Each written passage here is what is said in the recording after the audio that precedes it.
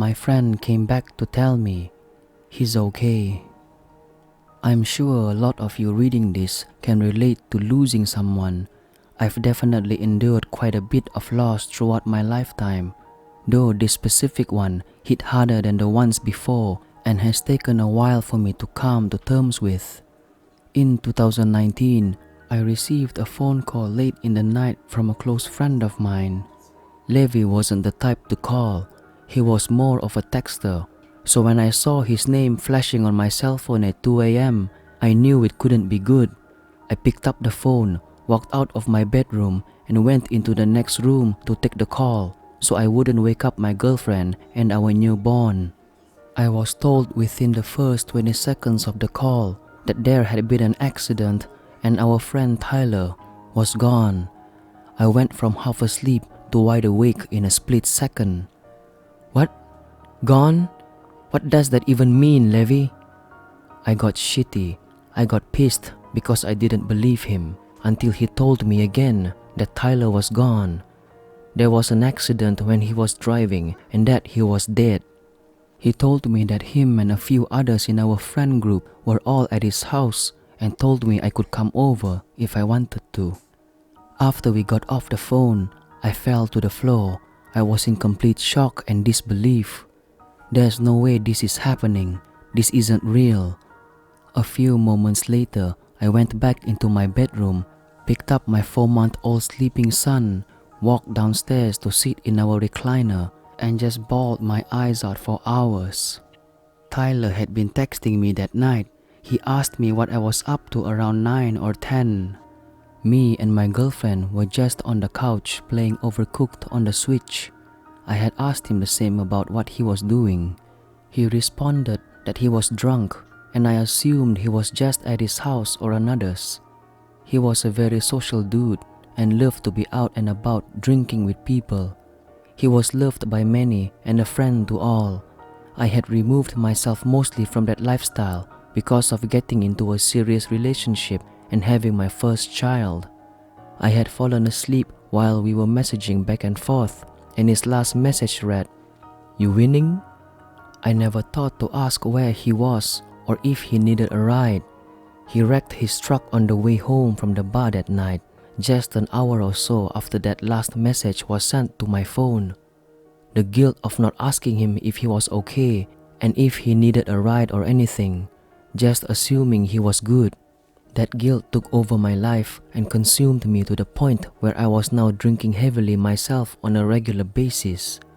Whiskey every single night, blacking out to numb the pain and guilt. I almost lost my job. I stopped taking care of myself. Most importantly, I stopped being a good partner and father. My girlfriend at one point had her car packed with all her belongings and my son's, telling me to say goodbye to him as I was wasted, sitting in my garage.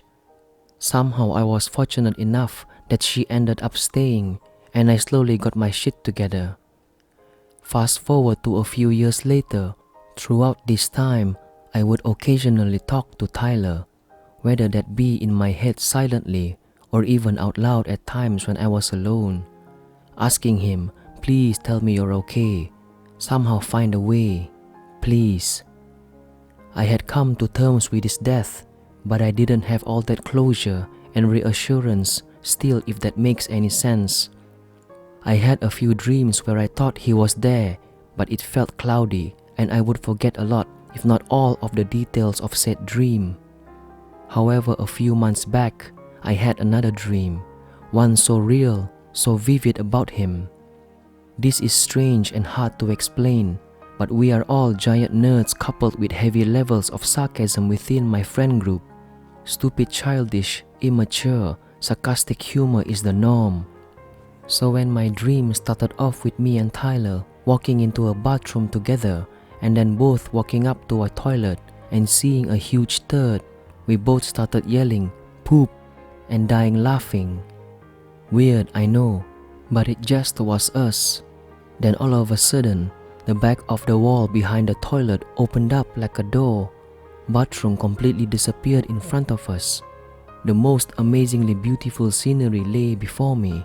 Huge mountains, lush green grass and gorgeous blue skies. picture that first time in Breath of the Wild when Link walks up to the edge of the mountain and you get that first look of how beautiful that world was. Tyler turned to me and didn't say a word but just looked at me. I knew instantly without him even speaking that he had to leave, go back into this place, and I couldn't follow him. "You don't have to go, man. Please don't. Stay here for a little longer." I was pleading with him. He still said nothing, just smiled and walked into that world and kept eye contact with me as the door closed back up. The dream immediately faded to black and I woke up.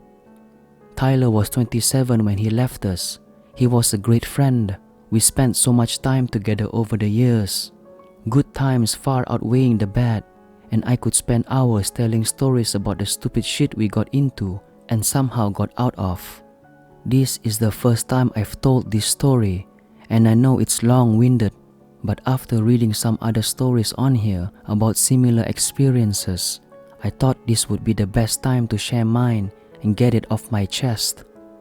I believe he visited me that last time to tell me he's okay. Tyler, I love you, man. I miss you every single day. I cannot wait till we meet again, my friend. Thank you for reading if you made it this far.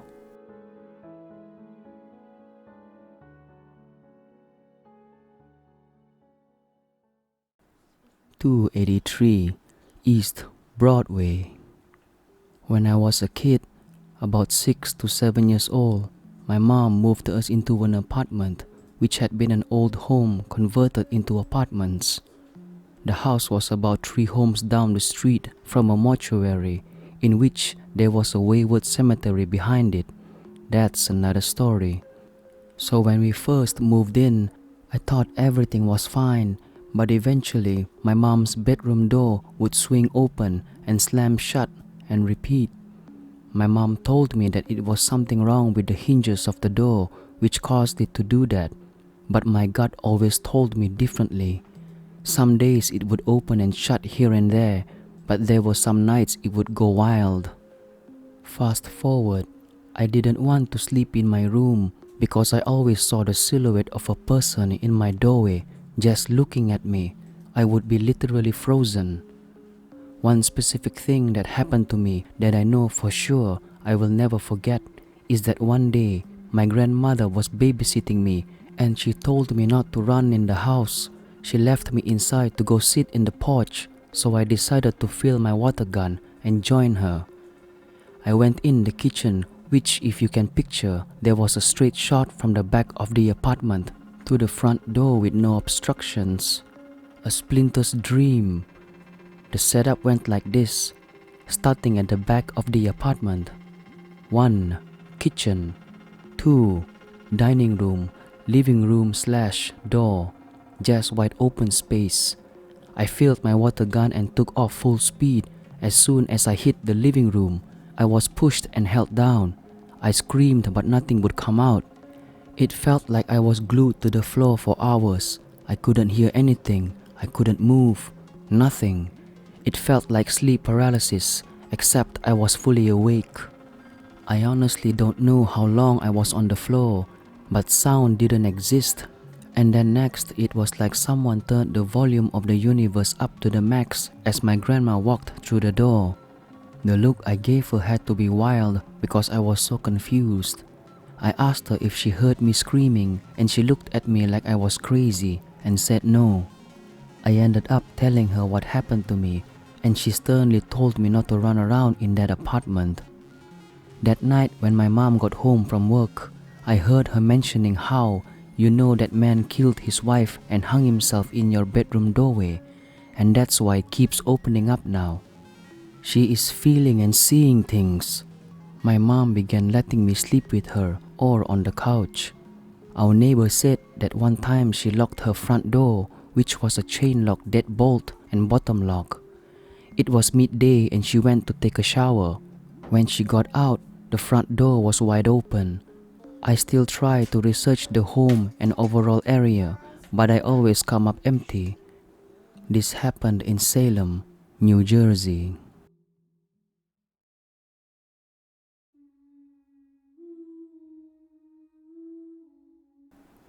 There's something in boyfriend's great-grandma's attic. My boyfriend, 18 male, and I, 19 female, have been together since 2018, and whenever his mother decides to go to her grandmother's house, she invites us along. So, there we are, in an old 2-story house in the middle of a 300 inhabitants village.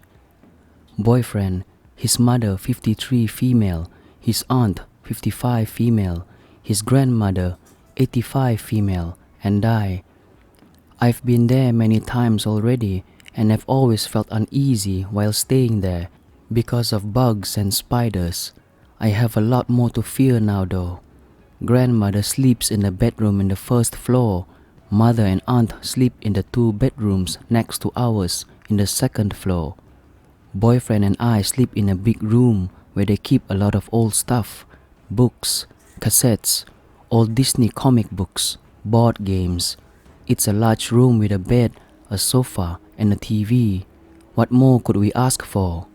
In our room, there's a wooden staircase that leads up to the attic through a hatch door in the ceiling. It apparently hasn't been opened in years, and last time it was, there was a whole family of rats living there. That and the fact that the house is old and therefore there are creaks everywhere and anywhere explains all the tiny sounds we heard at night, or so we thought. We went to sleep at 1 a.m. the night before we left the house.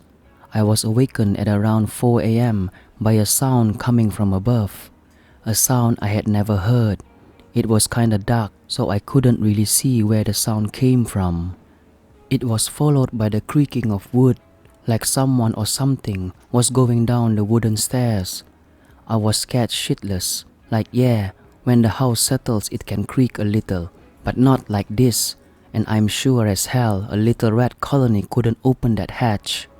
I tried to move or talk to alert boyfriend who was sleeping next to me, but I couldn't. My body wouldn't respond. That's when I noticed a silhouette in the darkness in front of our bed, just standing there. I started to panic once I felt the bed shift near my feet, and then something was on top of me. The closer it got to my face, the more I could make out its appearance. At some point, once a lot of pressure was on my chest, it stopped moving.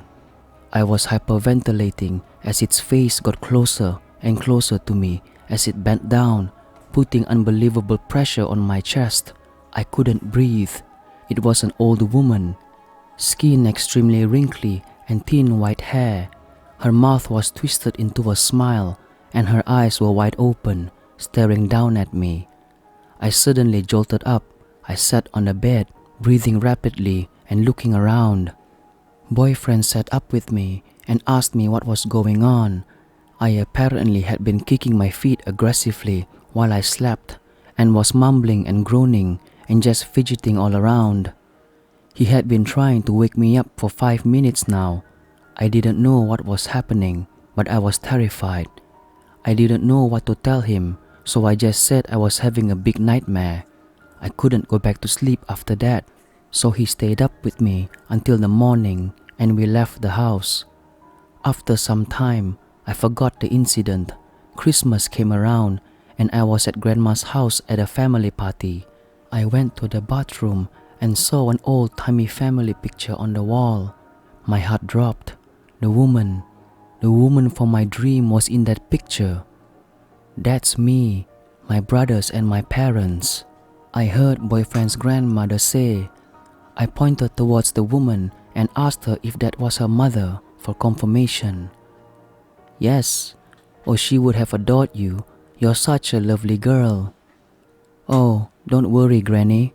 We're already met.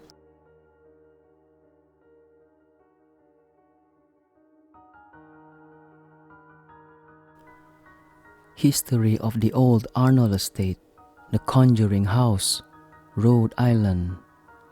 Have you watched the Conjuring movie by James Wan? Have you ever wondered if the story was based on a true story? What about the house they lived in? So, today I will be covering the chilling story of, as most of you may know, the house from the 2013 blockbuster, The Conjuring. As we all know that the Conjuring movie begins with a rural farmhouse in Rhode Island, be ready to get your mind blown as that house has a more sinister agenda than it looks. In 1971, Roger and Caroline with their 5 daughters, Andrea, Christine, Cindy, and Nancy moved into this farmhouse, which is also called the Old Arnold Estate in Rhode Island suburbs. This house is a 14-room historic farmhouse on a 200-acre property. It is a perfect house for raising 5 kids and a perfect place for big families too. The eldest daughter, Andrea, had her own room while the second and the fourth daughters, April and Cindy, shared a room. The third and the youngest daughters, Christine and Nancy, shared another room beside their sisters. The house was perfect for them as the kids had ample space to play and the family was about to settle in that house comfortably. Everything seemed great for them in the house, but Caroline and Roger hadn't forgotten the final words of the owner of the house. He told them to look out for serial killers, some gruesome crime sprees, and to always leave the lights on at night. Although it seemed like it was just a friendly warning from the neighborhood, Caroline and Roger couldn't take their mind off the man's cautious words from their head. It did not take long for the family to experience the paranormal activities in the house. The family experienced the house creaking, doors were slamming on their own, and they hear whispering when they sleep. Caroline also noticed that things in the house went missing often. The broom in the house would start moving on its own from place to place. She would also hear metal scraping sounds from the kitchen when no one is in the kitchen. She often sees dirt on the floor of the house when she knows she would have swept that floor that day. A few minutes before the interview, Cindy, the third daughter, said she would notice her toys would be moved and placed elsewhere. She wouldn't find them in the same spot where she left them or would find them shoved under her bed. Obviously being a curious kid, Cindy would go to her sisters and ask them, "Hey, did you touch my toys?" And they would reply to her, "Cindy, why would we mess with your toys?" No one talked about these occurrences since everyone thought they were pranking each other in the house till Andrea, the eldest daughter, had her fair share of disturbances too. As the eldest, she would be awoken by her sisters coming into her room and cuddling with her. They would sob and cry their hearts out to her, telling her that they are afraid. Every year, Cindy would hear whispers at night in her room with April. Cindy said the voice inside the wall would say that there are 7 dead soldiers in this house over and over again.